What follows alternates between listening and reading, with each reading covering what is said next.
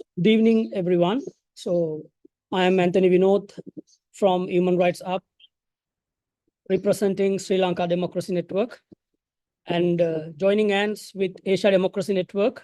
Today, we would love to have a webinar on Sri Lanka's presidential election 2024, post-election landscape, and democratic prospects. So on this topic, we would love to have for about an hour a discussion and the current political climate in Sri Lanka, as well as which is going to be much more effective in the South Asian region and more or less in the Asian region as well in a near future. We believe that these election heat and the democratic aspects of the country will go ahead and set an example to other countries as well, as we have been doing in the last few weeks now, and expecting more and more elections in the future, hopefully with the parliament election and then again about with the local government elections. So without taking much time for the introduction, I would love to invite each and every one of you to attend and join the webinar more vibrantly. And I would love to thank all the speakers today who are present here on time, and they accepted our invitation and readily accepted, and they were willing to be part of the webinar. And I'm thankful from organizing committee. And I would love to invite and welcome our moderator, Maisha Balraj, attorney at law and the co-founder of Hashtag Generation, to lead the webinar from now on. So thank you very much. And I believe that you will have a fruitful time. Thank you. It's over to you, Mahisha. Thank you, Vinod. Thank you for setting the context and really looking forward to an interesting discussion today. At the outset, I'd like to thank Asia Democracy Network for this opportunity to moderate this panel alongside such eminent personalities who are going to bring in their rich perspectives on this issue of what does it mean for the future of Sri Lanka at this pivotal moment just after the presidential elections 2024. With that, I will introduce our panel today. So we have with us today Malan Arya Singha, who's a PhD student and a political analyst. We also have Balasingham Skandakumar, who is the co-editor of Polity magazine and member of the Social Scientists Association of Sri Lanka. We're joined by Bhavani Fonseca, an attorney at law and senior researcher for the Center for Policy Alternatives, and Dr. Manjesh Rana, Senior Program Officer with International Election Observation Mission and FREL. With that, I will just briefly explain the format of today's webinar. We will have interventions by each of the panelists. And at the end of each intervention by the panelists, we're trying to make it as interactive as possible. So we'll have an opportunity for a quick 1 or 2 minute quick question or clarification or comment by the other panelists. And so we'll go around the panelists for their interventions, and then it'll be followed by a question and answer. So for everybody tuning in, please keep sending in your questions, and hopefully we can get to all the questions right at the end. With that, I will turn it over to Marlon. Marlon, we see that the presidential polls has seen a significant shift in political power. So I'm just turning to you to understand the driving factors, what really caused this political shift, and providing context as to what we're referring to as this shift. And also, what role have grassroots movements played in challenging this traditional political elites? And has social media played any role in this transformation? Sorry, it's a broad question, but over to you, Marlon. Hi, thanks, Maisha. I guess you can hear me okay? Yes, okay. So yeah, you're exactly right. And I think you just mentioned that it is a pivotal moment in Sri Lankan politics.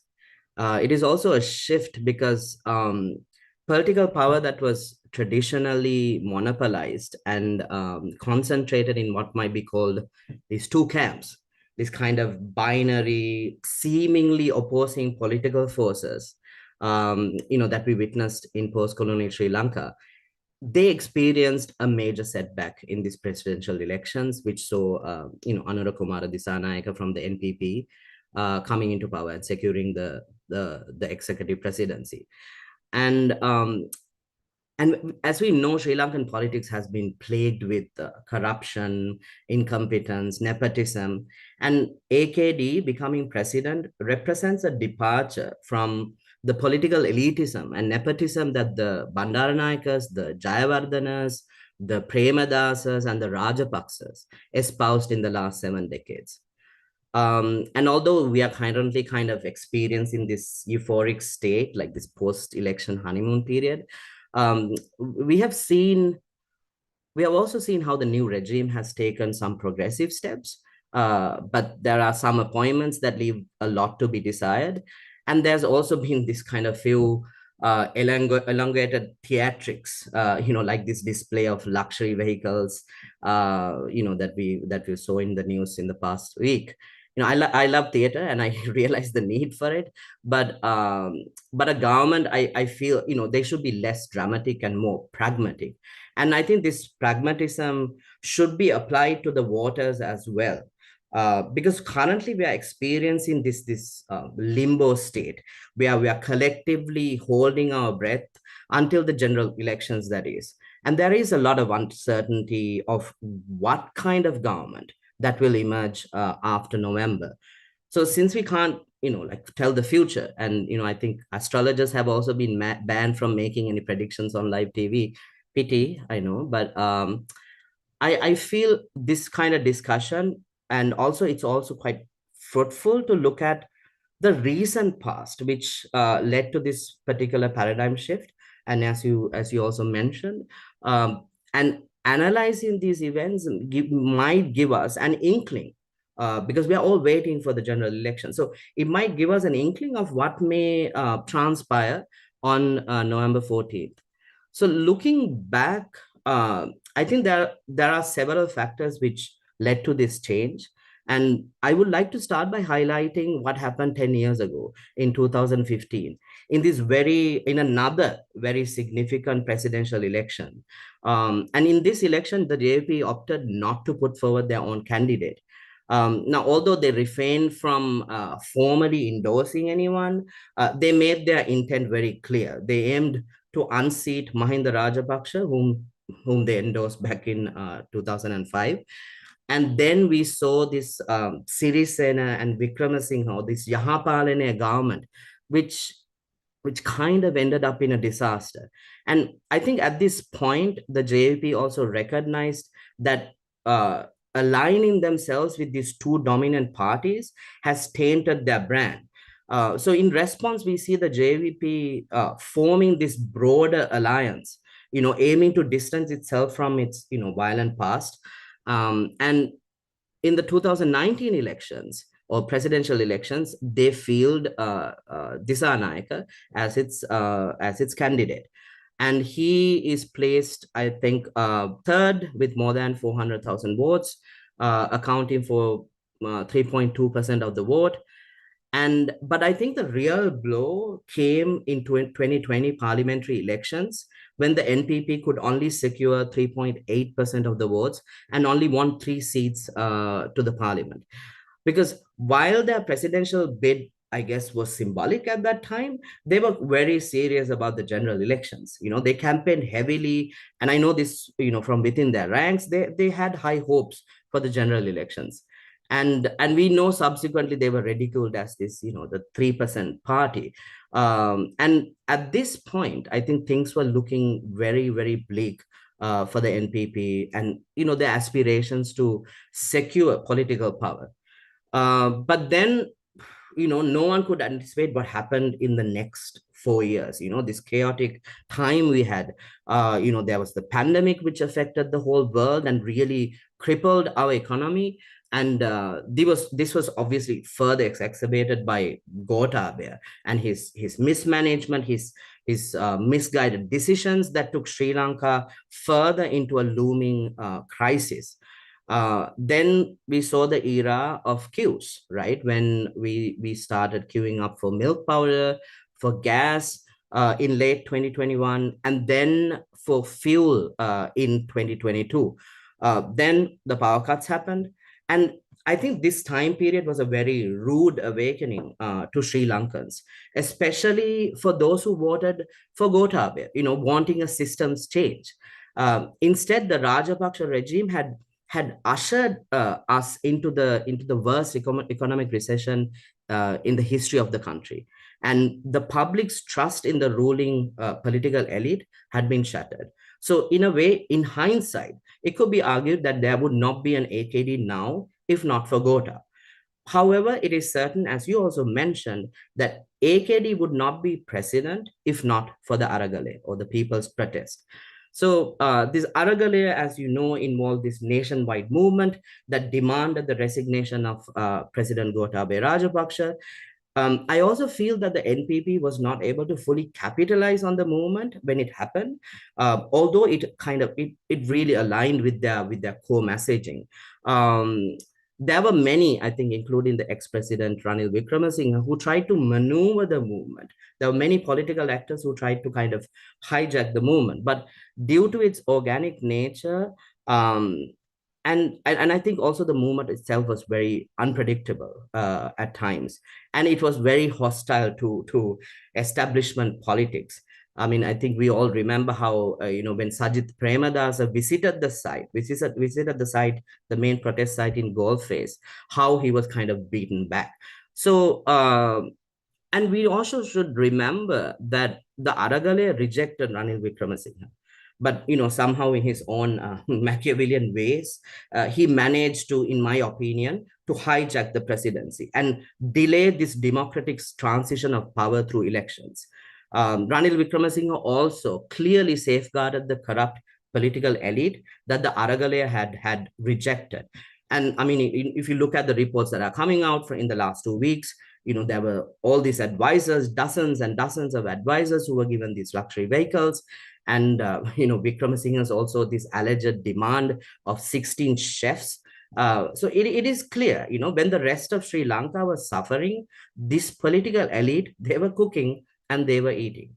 So I think this shift that the people demanded through this grassroots movement was delayed to a certain extent.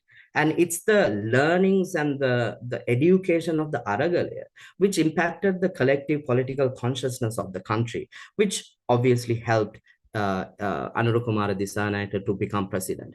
And as you also rightly said, social media played, I think, a huge role in organizing, sharing information, of course, disinformation and misinformation as well, but also amplifying the voices of dissent. So before I kind of end this prelude to this webinar, let me leave you with this. There was another party that emerged directly out of the movement that entered the presidential race, the People's Struggle Movement, or Jana Aragale Vyapare. And its candidate was Nuwan Bopage, and he only got 0.08% of the votes. Now, why were they not able to leverage the spirit of the movement, like what happened in Bangladesh? I know it's a larger discussion for another time, but I think it helps to frame this narrative that AKD and NPP effecting this paradigm shift in Sri Lankan politics. And narratives are just as important as theater in shaping political careers. We need to remember that JVP is a political party that has been in establishment politics for the last 4 decades. They are a mature political party and well versed and also entrenched in the political culture of this country. So I guess in this kind of euphoric state that we're in, we should not forget that.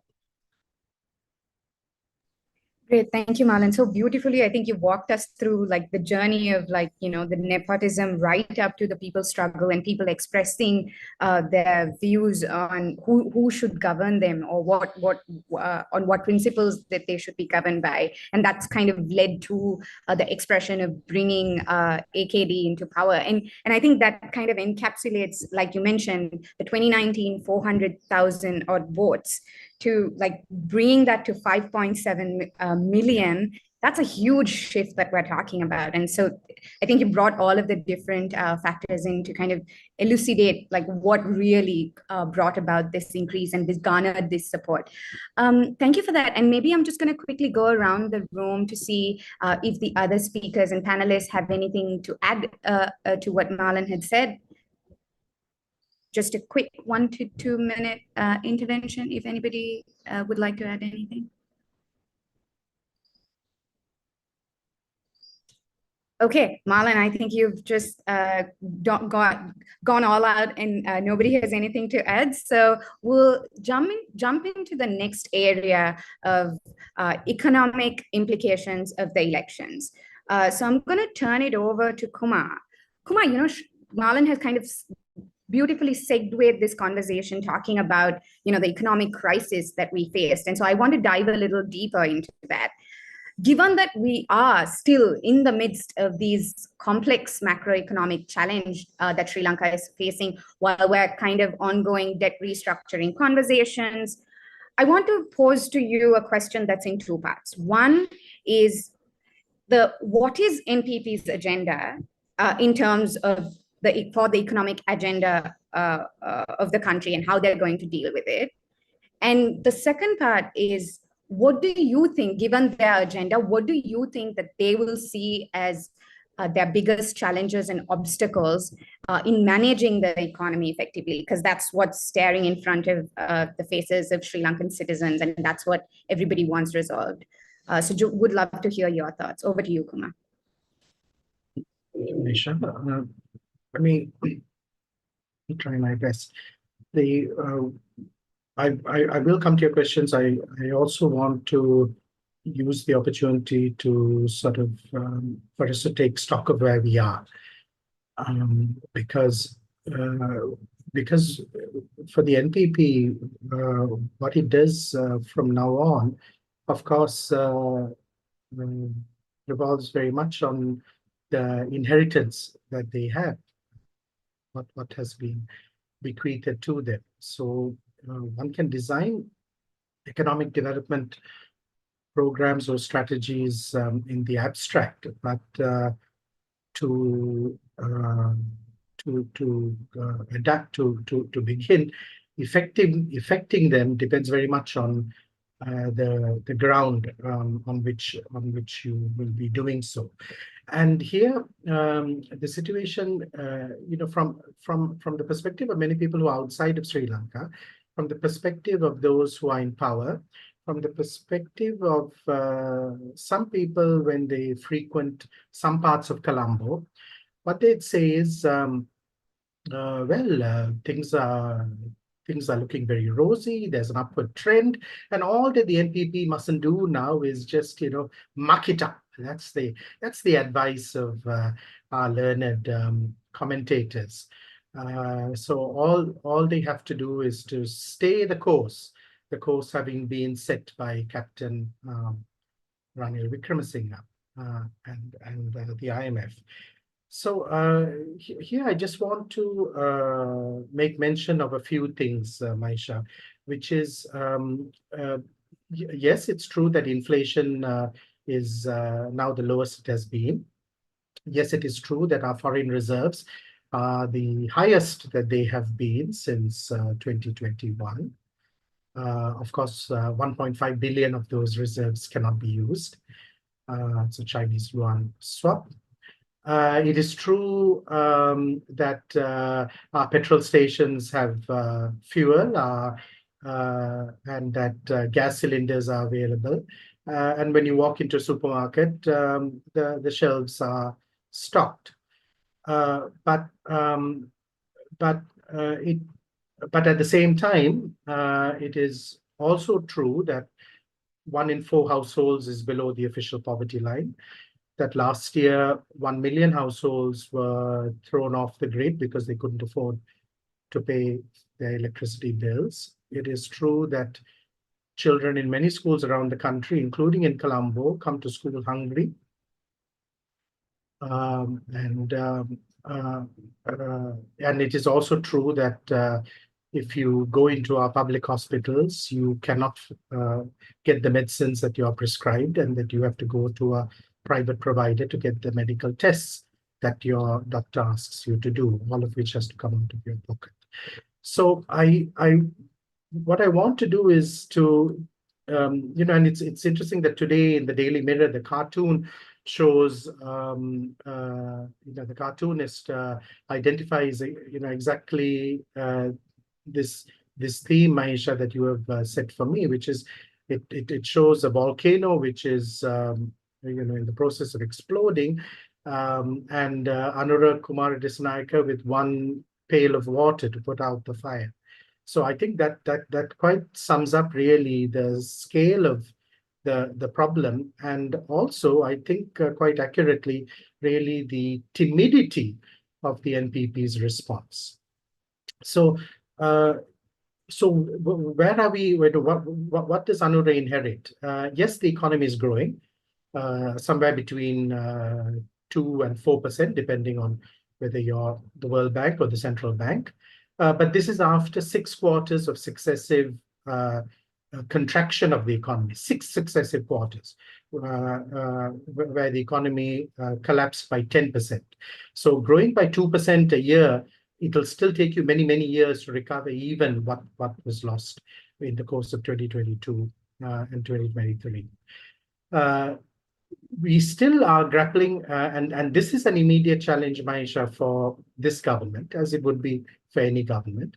But for this government, the challenge is Sri Lanka still has, despite all the pats on the back given by the previous regime to itself and by its supporters, this government still has an economy which has the twin deficits problem.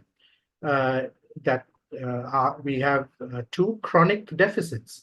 We have a deficit in government in fiscal balance.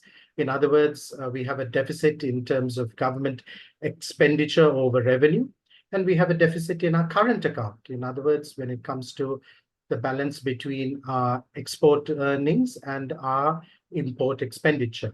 And both deficits are fairly similar when it comes to proportion.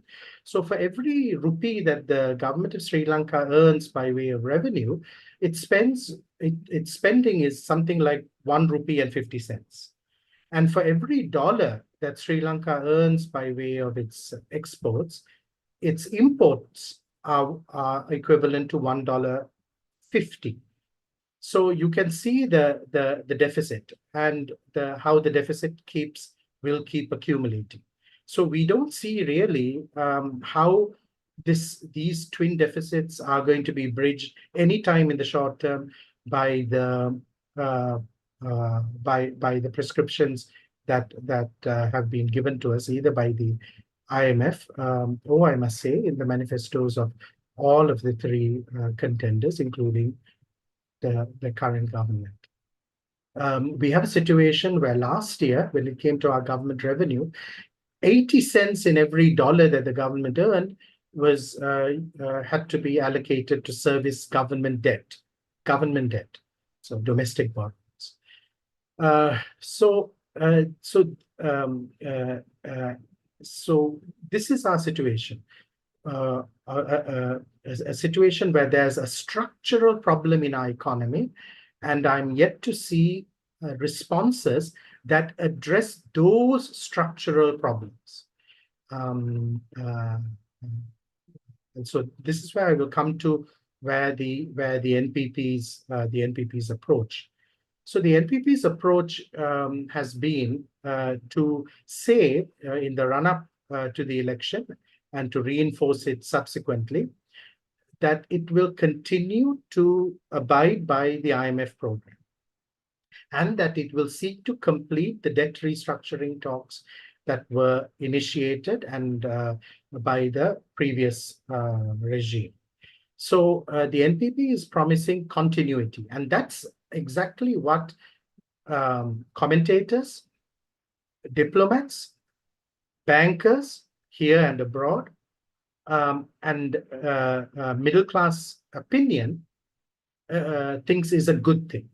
So here in Sri Lanka, we have a consensus across the country, across ethnicities, across party political lines, across ideologies, that there is no alternative but the IMF program.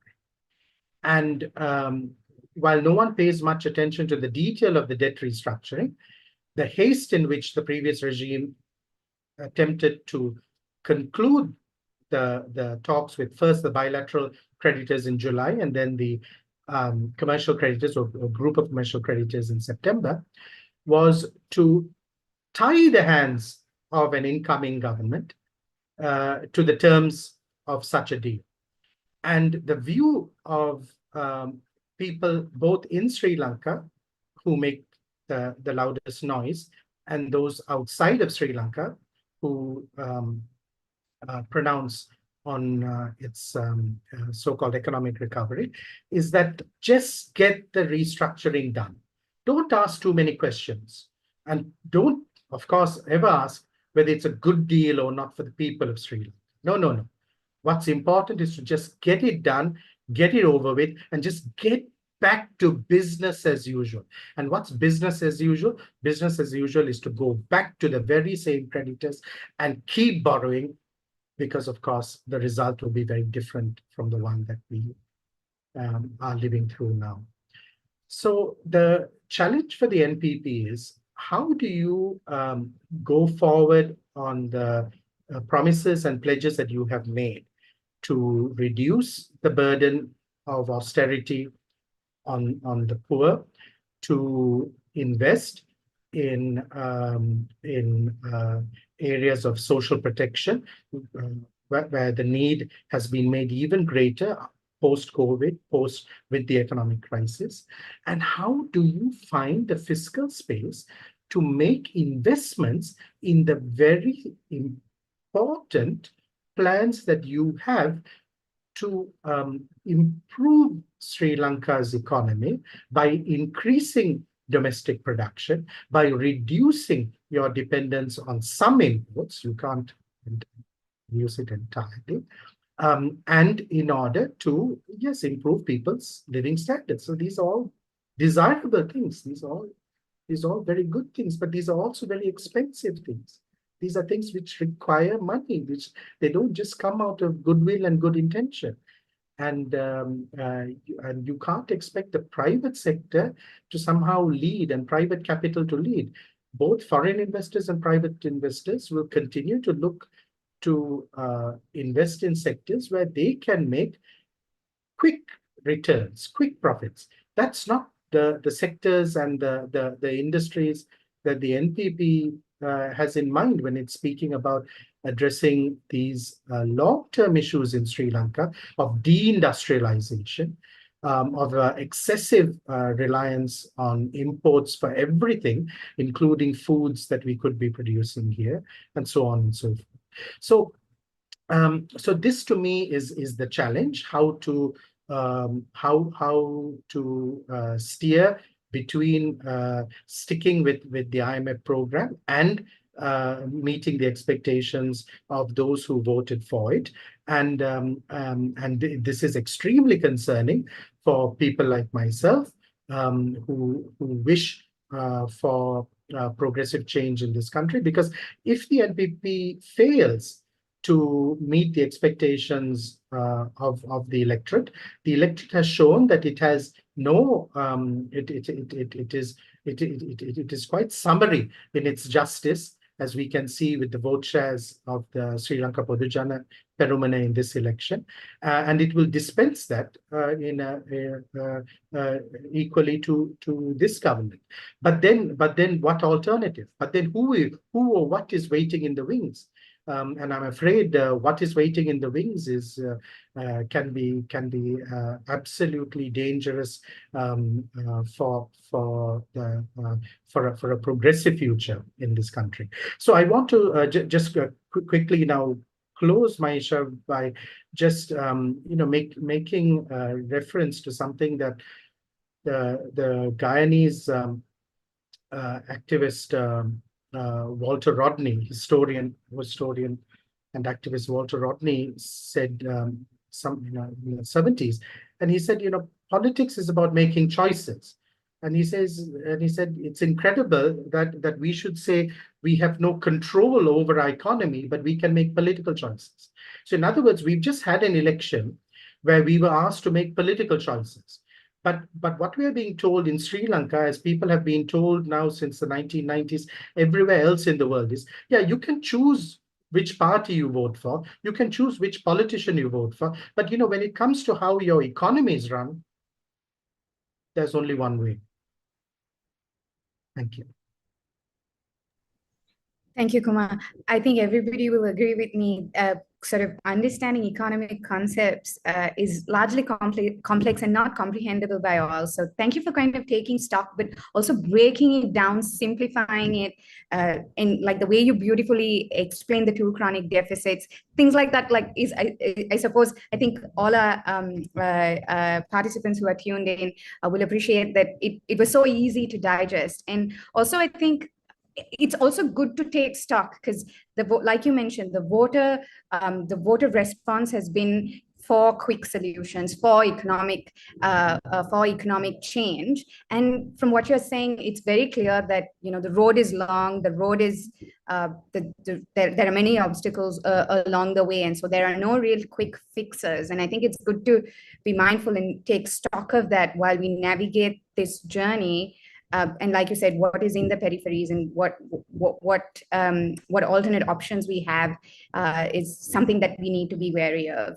I just wanted to quickly go around. Thank you, Kumar. I just wanted to quickly go around the room to see if anybody had any questions, or did the other panelists wanted to add anything to what Kumar said? Okay. I'm guessing not, because that was super, super comprehensive. So with that, I'll just take a quick moment to remind participants, please use the Q&A function for any questions that you may have, because right after Bhavani and Manjesh, we will be turning around to responding to all those burning questions that you may have. So with that, hi Bhavani. So Bhavani, we've looked at this political shift. We've looked at the challenge of like the economic crisis that we're facing. And I think it's a good time to look at the future of democracy for Sri Lanka at this pivotal moment. And who better to kind of turn to you rather than you for kind of walking us through what do you think is the opportunities? What do you think? What does the future of democracy look like with this regime? And I think the second part of that question, and also coming from the civil society, I want to know what role should the civil society be playing at this juncture? So over to you, Bhavani. Okay, thank you, Mahesh and the organizers. And to Marlon and Kumar, who've really made life much easier, because I don't need to go into some of the issues that I thought would need to be highlighted. So thank you to both of them. Look, I think when we look at opportunities, and I'm going to jump right into it because the time is short, is we also need to take a moment to recognize that this election was the most peaceful election in terms of a presidential election in recent times. And I think it raises also the question in terms of people's enthusiasm and the respect for the integrity of elections. I think that's very important in terms of democracy. And the relative high voter turnout, it was lower than 2019, but still quite high considering the last few elections we've had. So that needs to be kind of really kept in mind. The other things I think we need to factor in is that we had 39 candidates, 38 running on the day. And it was a tight contest in terms of we also had an unprecedented situation of going into the second count. We also had there were several firsts in this election, is that this was an election that was very much informed by the economic and governance issues. Early elections were around the ethnic issue. Nationalism was very much a key issue, but this one is reflecting of what our recent history and the real call by people that they needed a change. And that was also reflected in the Aragala, and I'm glad the earlier two speakers spoke to it. So we had very clear factors that distinguished it from previous elections. And the fact that even in the post-election time, we didn't see violence is critical, because for those who are not familiar, Sri Lanka in the last few decades have seen pre-election violence, violence on election day, as well as post-election. Now, one thing that I raised a lot of concerns for many of us was, why was curfew imposed? And that also is something we need to kind of look into in terms of the structure of the state, the kind of normalization of a state of emergency in terms of 15 years after the end of the war. All of these things need to factor in. But largely, I would say, a big plus for democracy is that this was a peaceful election. The integrity of the election was maintained, and there were people felt very enthusiastic about what happened. Now, soon after, we saw the candidates, most of the candidates go to the election commission. The winner and the opposition leader, Sajid Premadasa, speaking. And I think those speeches also speak to the fact that there was a recognition the election, its process happened freely. There were no huge issues. But also the concession speech by Mr. Premadasa was also telling that there was a recognition that the voter, the citizen, had decided. And the speech by the president when he was sworn in, I know there were various issues raised around the speech as well, but one thing he did was, in the speeches he's made, is he's trying to unite a country that's deeply, deeply divided. We need to recognize that. And he also, his words of, I'm not a magician, I will do my best, are also things seen by many as an indicator that the president and the individual holds the most power in post-war years. I mean, this is the most powerful office that he holds, but he also recognizes there's only certain things he can do, which I think is an important marker, because I think he recognizes he alone cannot fix the multiple problems that we face.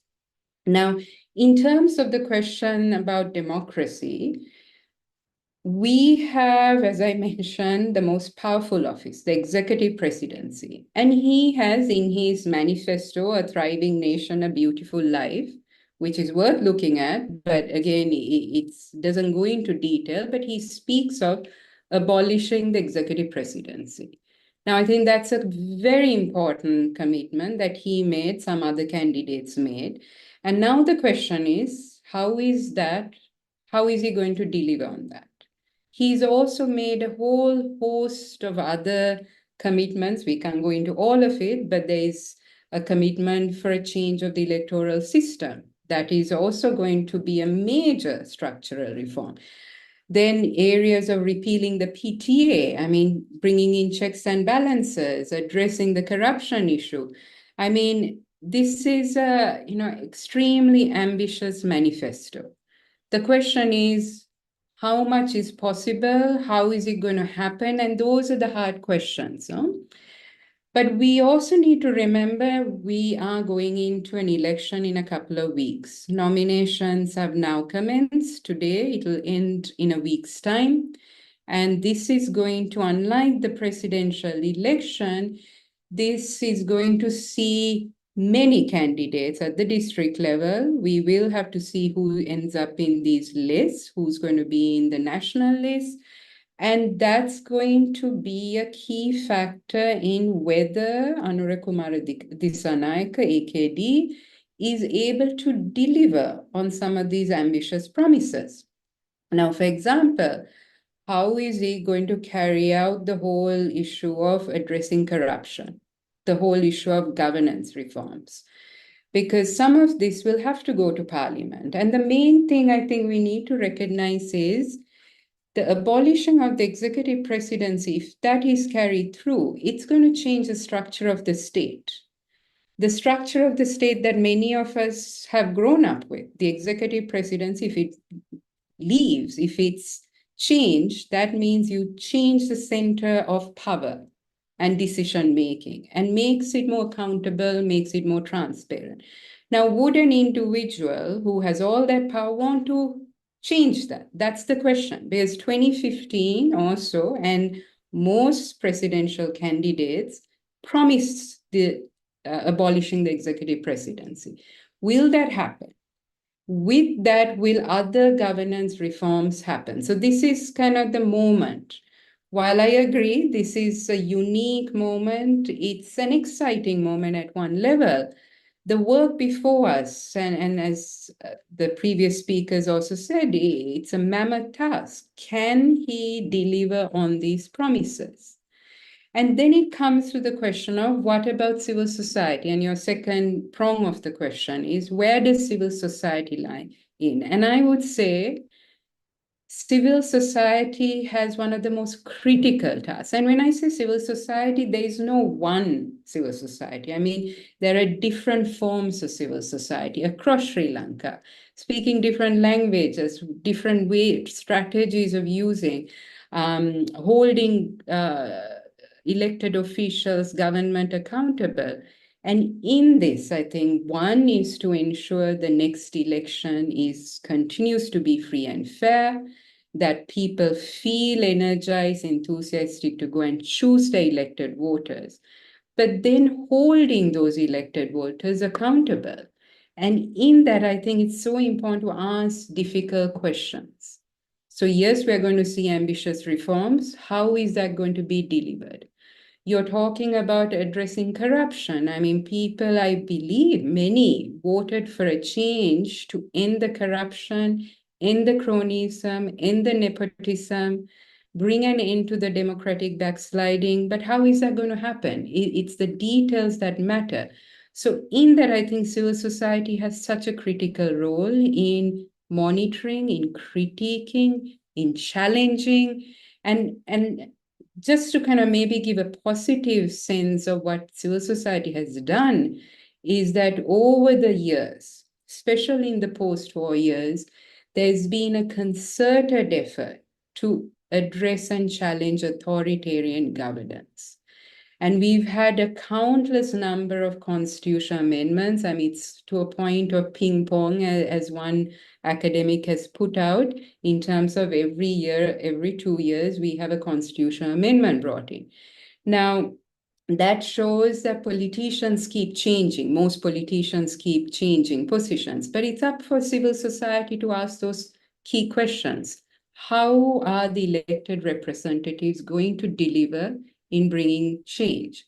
So we can go into a lot more detail. I know I have a few minutes to kind of flag it, but it's important to ensure that institutions are independent, that institutions such as the judiciary play its role, and we have seen an important check by the judiciary on executive power, on authoritarian governance, on corruption.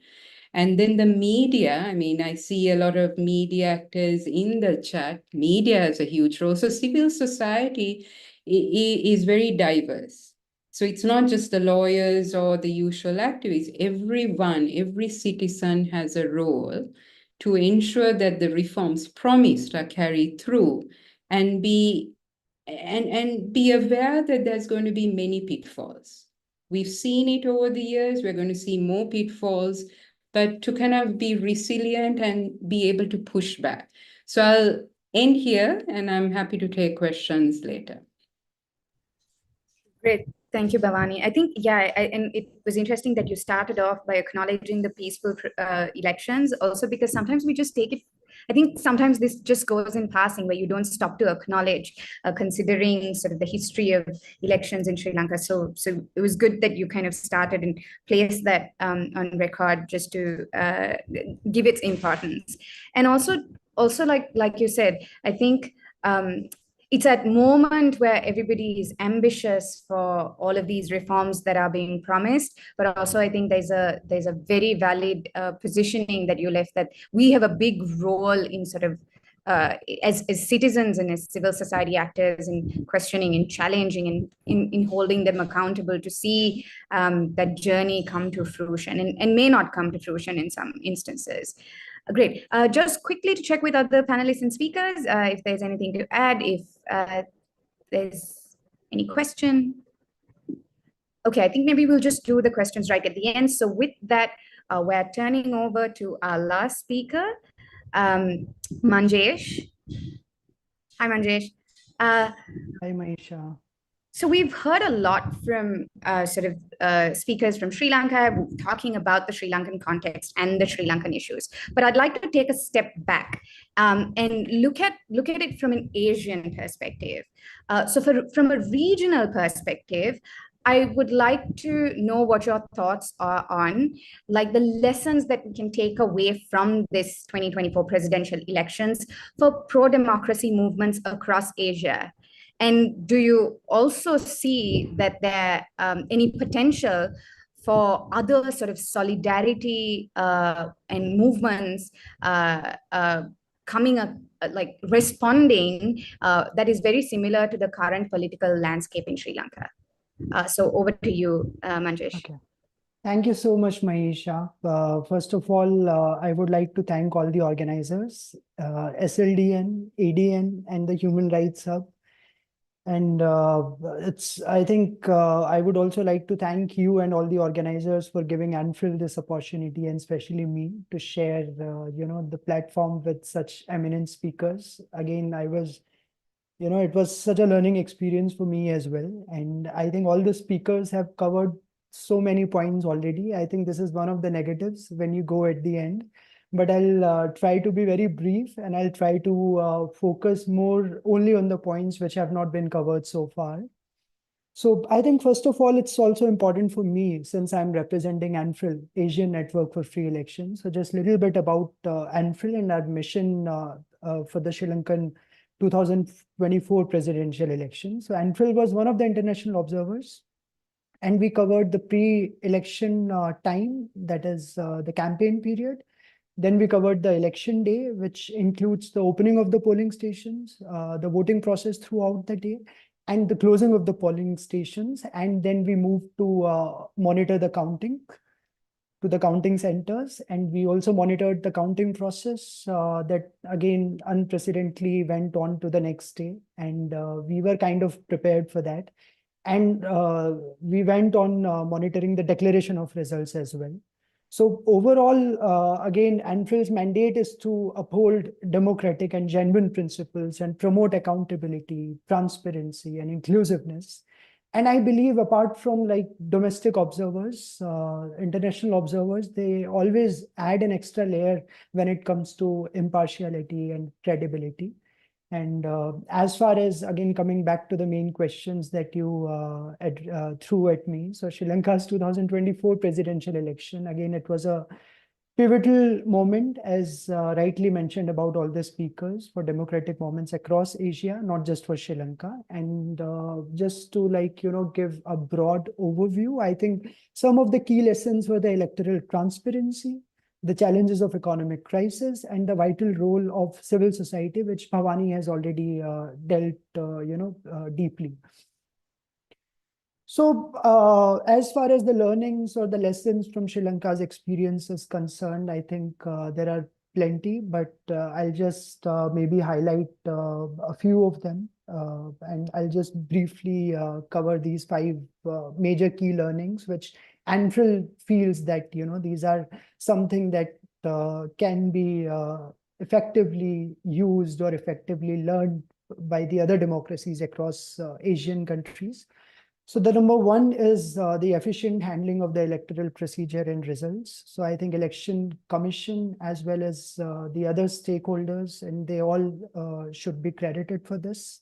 Sri Lanka's electoral process that includes the fast and counting of votes. I think this was one of the fastest that we actually observed.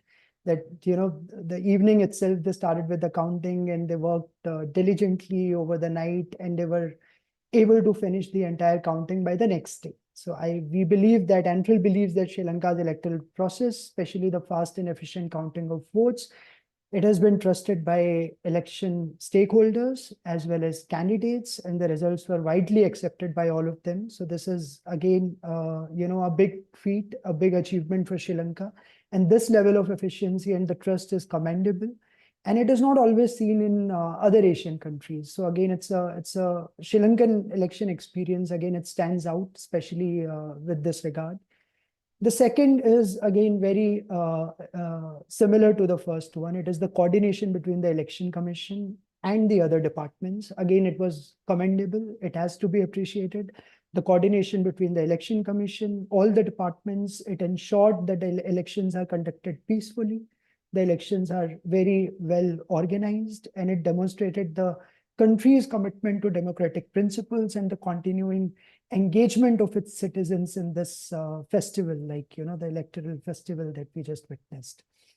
And again, this sets a very positive example for the other countries, especially which is going through similar turmoil. The third one would be the active participation of voters, even though it was slightly less than the previous election, as it has already been mentioned by Bhavani. But I still feel that, again, witnessing a high turnout of like around 80%, again, it demonstrates very strong democratic engagement despite economic instability. And even though ANFRIL felt that, as far as the education and awareness among voters was concerned, it was a bit low. And since they had never witnessed, the second round, so they were not kind of prepared for that. So I believe as far as the second round is concerned, maybe just 1% Sri Lankan voters were relevant. Because during our field work, we also observed that majority, in fact, not just majority, but more than 95% of them, they were either completely unaware about the right methodology. They were just familiar with one methodology, that is to put a cross. So I think the efforts on behalf of Election Commission could have been more. And I think this is a lesson for Sri Lanka. But again, a commendable performance by the voters. And I would like to take this opportunity to congratulate, the Sri Lankans, especially, at this testing time. Then moving ahead, another important, again, one of the highlights and one of the testing grounds for this election was the new campaign finance law. So again, this is a very positive step in the direction of ensuring transparency, ensuring financial accountability, especially when it comes to political spending. Even though ANFRIL believes that, as far as implementation is concerned, it still has so many lackings. It still has so many loopholes. And I feel that, again, Sri Lanka, as well as the other countries across Asia, they can learn from each other's experiences. Sri Lanka, for instance, can look at the other jurisdictions which have successfully implemented similar laws, and that can be a valuable lesson for the future elections. And the last point, again, the active CSO environment, which has, again, already been highlighted by the other speakers, but it was particularly impressive. I think of all the elections that ANFRIL has observed so far, this was like one of the highlights of the election, that we never really witnessed this active CSO. And we had CMEV, we had PAFRIL, we had CAFE, we had TISL, we had hashtag generations, and they all focused on different issues. They all focused on specific issues. They covered election violence, they covered The overall monitoring of the entire electoral process. They also covered, like hashtag covered, the disinformation and misinformation aspects, because this time we also saw that, you know, there was a visible shift when it comes to campaigning. So we can never really, you know, the importance of physical campaigning can never be understated, because they will always stay relevant. They will always stay important, especially during the last days. But I think a lot was happening on social media this time. So Election Commission, as well as, you know, the external organizations which are kind of assisting the Election Commission and the other bodies in monitoring the election. Again, they played a very important role. And coming to your second question, whether I see a potential for regional solidarity among pro-democracy movements, I think the answer is positive. Sri Lanka and some of the other countries across South Asia or Asia, they all share common democratic challenges. They face similar issues.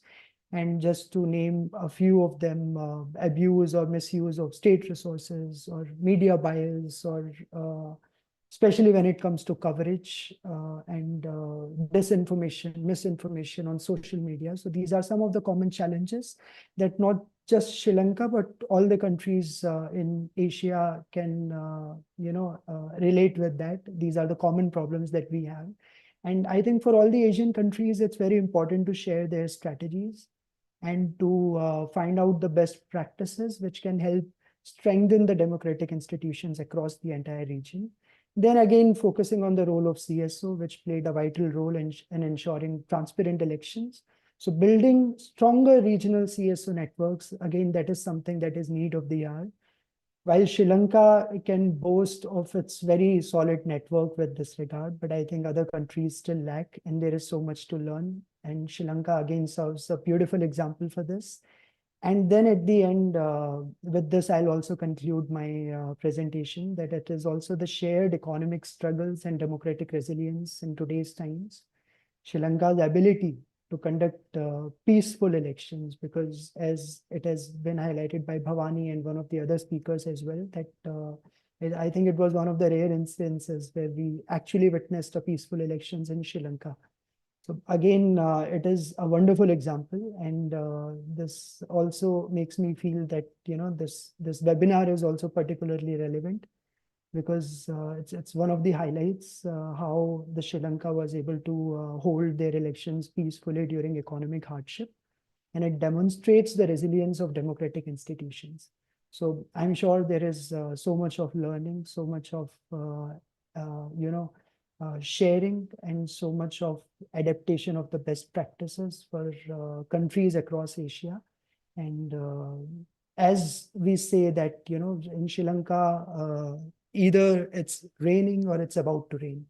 I think for 2024, or since last few months, and even for the next few months, we can say the same about the electoral climate. Either there are elections in Sri Lanka, or there are, you know, Sri Lanka is about to witness an election. So it's kind of the same for them. And I wish, you know, all the panelists and all the Sri Lankans best of luck for the parliamentary elections and then the local elections, which will follow. Thank you.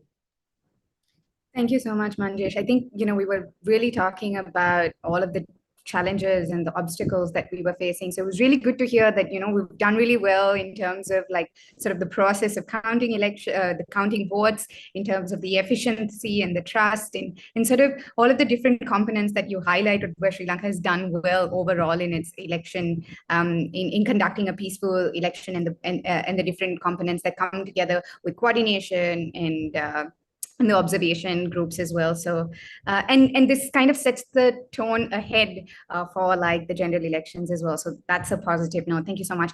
I know we're sharp on time, but if all the panelists are okay, there are a few questions, and hopefully we can quickly get to some of them, if that's okay. So I'm just going to quickly turn to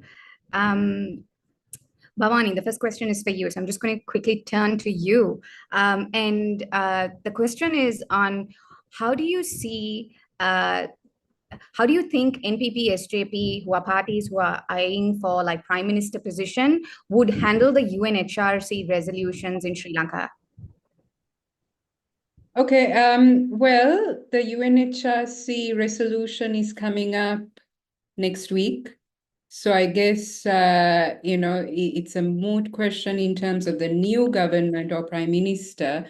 But I have to say, neither the NPP or the SJB, these are the parties that were mentioned in the question, have taken a position.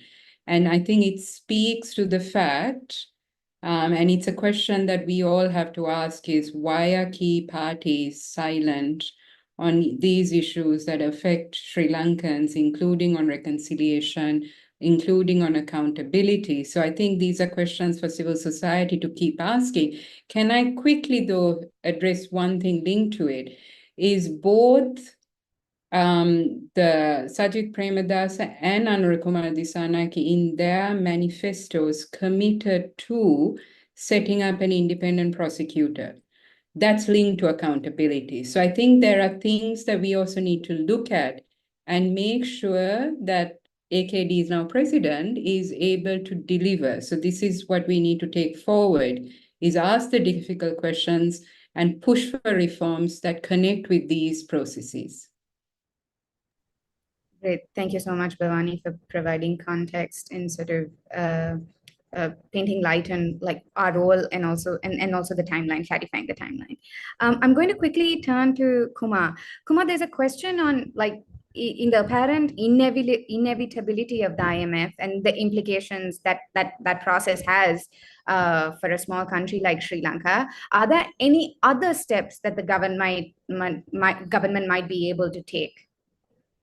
Yes, thanks, Maisha, and thanks to Dr. Grewal for asking that, and I appreciate it's the question that begs itself based upon my pessimistic reading of the current situation and particularly the IMF agreement. Yes, I won't evade the question, but I'd like to also say that if we began from a position that no, the IMF is not inevitable, then actually we may be able to think a little bit more creatively and in a way that responds to the real issues or needs.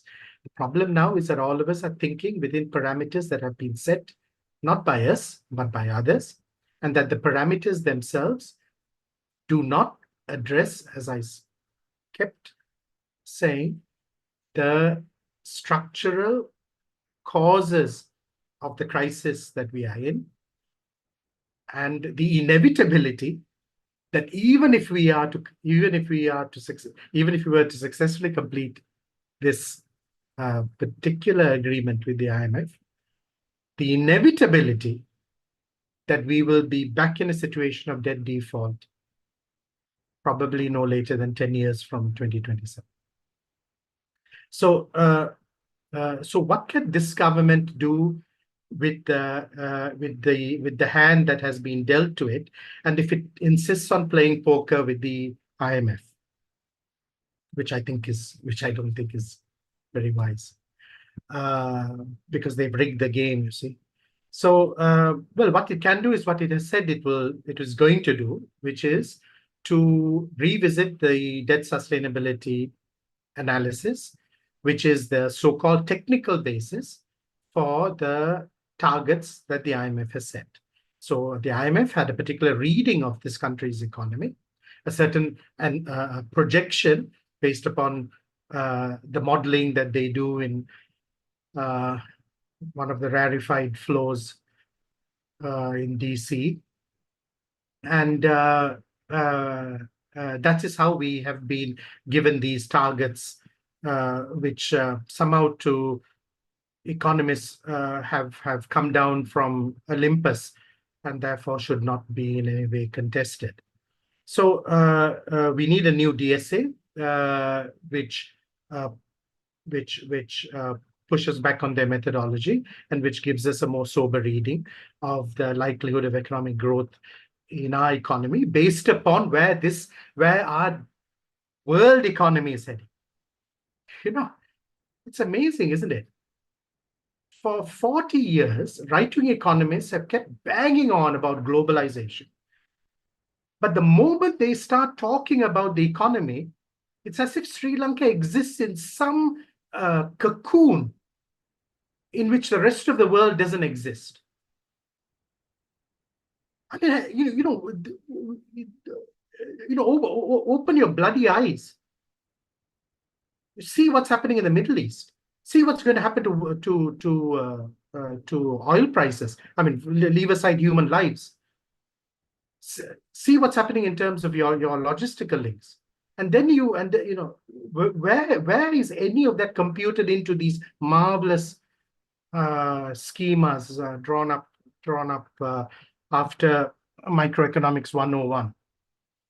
So we need a new DSA. We, of course, need more debt relief. I mean, this is the big problem with the deal that Ranil Wickremesinghe and his friends have tried to force us into. The level of debt relief, both from the bilateral creditors and the private creditors, is far, far too low. It's too little. So an economy like ours, which is as heavily indebted, needs much more debt relief so that our debt servicing is significantly less. Now, if in 2027, according to the IMF agreement, 30% of government revenue is supposed to be spent on debt service. 30% of government revenue is spent on debt service. At the moment, we're spending 60% of government revenue on paying salaries and pensions. So can you tell me where the money is going to come from for our health service, for our education service, for social spending?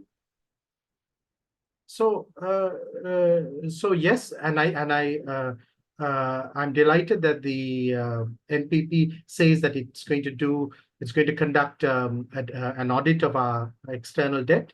In other words, it's going to look to see what portion of our debt is odious, is illegitimate. I think that's very important. I think that's very important in showing the links between what that money was borrowed for and the use that it was put to.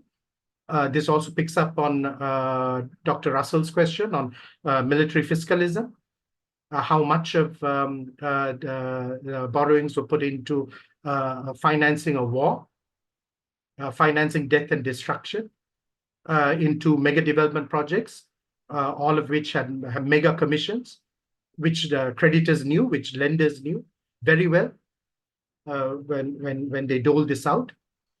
We need a moratorium. Even Ranil Wickremesinghe mentioned it briefly in 2022 that we need a moratorium. What we need is not to restart paying the debt in 2027, but first we need to see this economy on an upward growth path for enough years, and after that make sure after that only start repaying our debt. So it's not up till 2027. We need much longer. And it's not just a moratorium. We need a standstill on the debt so that the interest charges stop accruing, because that's what's happening now. We are not repaying our debt, but our interest charges keep accumulating as they would on a credit card. We need to make sure that, unlike what the IMF is telling us to do, we don't go back to the money markets after 2027, even if we complete this IMF program. In other words, we don't go back to private creditors. We don't borrow at these extortionate rates of interest. And we need to somehow address the deficits that I spoke about. So we need to address the import bill. So next year they're going to open all vehicle imports. What do you think that's going to do to our import bill? Right? I mean, so we have to strategically think about import liberalization. I mean, that's exactly what every government that took a national development path did. It looked strategically at what you liberalize and when you liberalize and how you liberalize. Right? That's how you do it. You sort of free for all, the way it's done here. And of course, even when we're speaking about our exports, and this comes back to the point that right-wing economists simply don't want to confront. We are not trading in some kind of free and fair world. we are trading in a situation where there are tariffs and discrimination against value addition in our exports. But unless there is value addition in our exports, there is no point, right? There's no point us just sending bulk tea. There's no point importing rubber to make rubber products and then send it off. The garment industry, over 60% of its inputs are imported. And I know we can't just suddenly start growing cotton, but if you've decided that this is this is your export basket, and I know the NPP speaks about diversifying exports, but frankly, so has every other government. You do a word search through the NPP manifesto, and you do a word search through every budget speech made in the last 10 years. And I can tell you, at least 50% there's overlap. Everybody says the same things.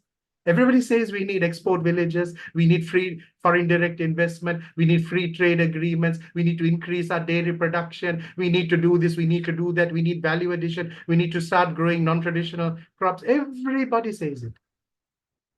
Having said it, why is it it hasn't happened?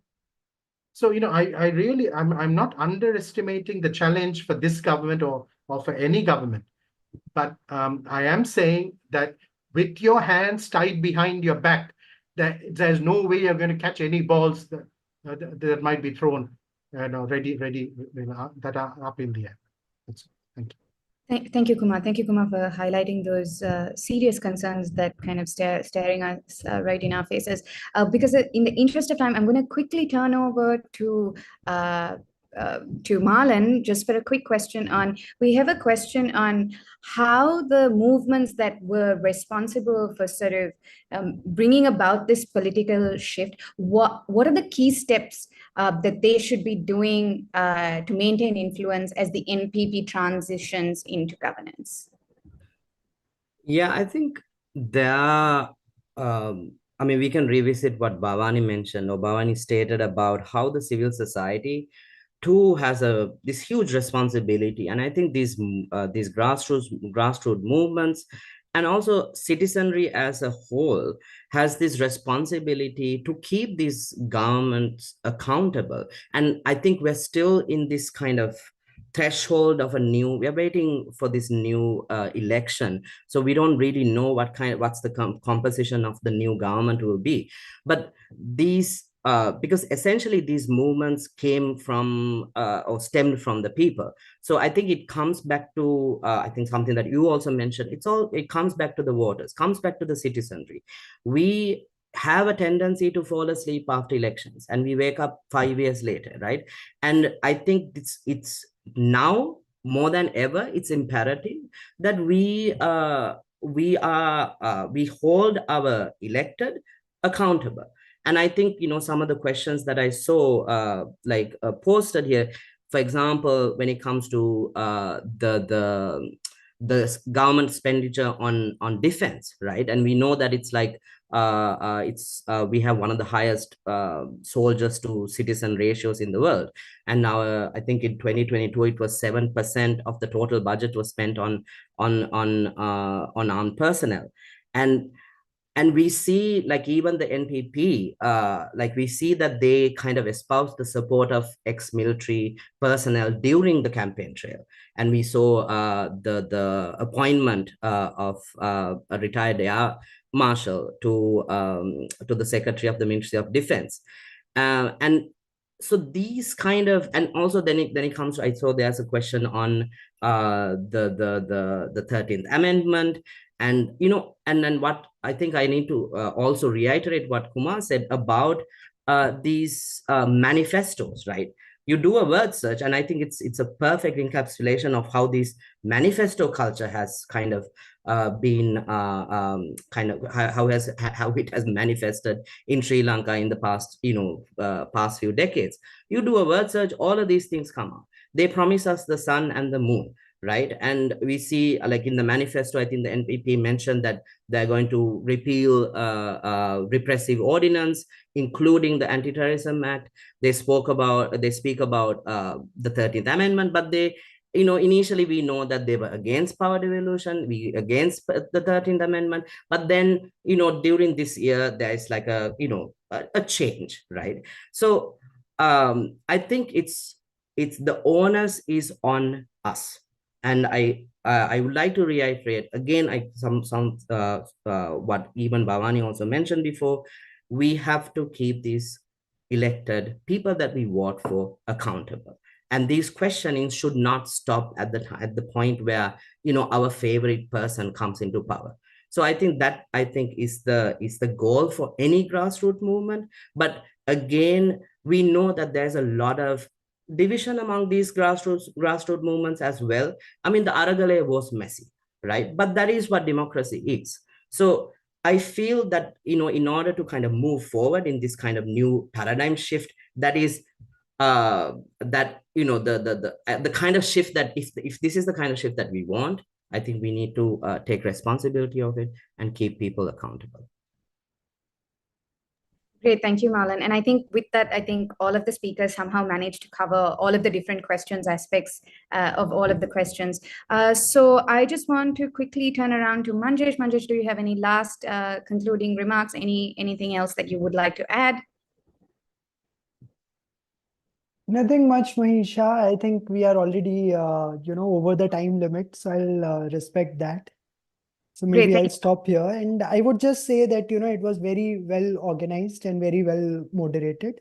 I was happy to see that, all the speakers were able to cover different topics and kind of, provided the viewers with an overview of the entire, the electoral process. And there is so much to look forward with 2 more elections.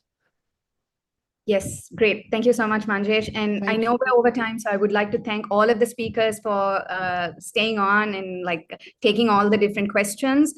So thank you so much for your insightful contributions. I learned so much from all of you today. Today's discussion highlighted the significant political, economic, and democratic challenges that we as a country face post-election. And also we spoke about the opportunities for progress.